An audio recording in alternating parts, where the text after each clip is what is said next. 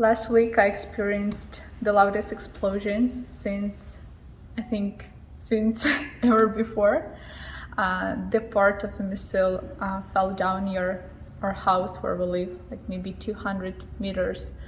It didn't explode, it was only the part of the missile, the rocket that was struck in the air.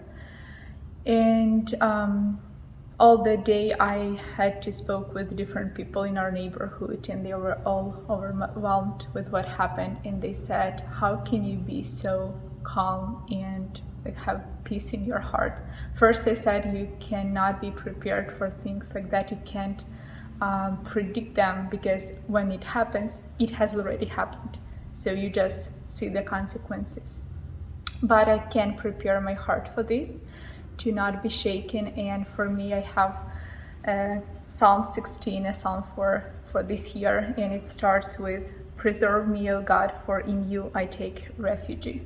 And these are words that I say to my heart every other day, and these things really strengthen me. And even my friends from abroad, they call me and they say, how can you live there? Because even last night we had the biggest drone attack, maybe 50 drones, and we heard all the loud explosions, and there was a huge risk of being attacked. But I read these words to myself yesterday, so when I woke up at night, because of all those noises, I wasn't afraid, because it also says that I have set the Lord always before me, because he is at my right hand, I shall not be shaken. So these are the words that give me hope. And then it says, therefore my heart is glad and my whole being rejoices. My flesh also dwells secure. So I'm not even calm, I can rejoice. And maybe it's strange for people, like, how can you rejoice when the war is happening in your country?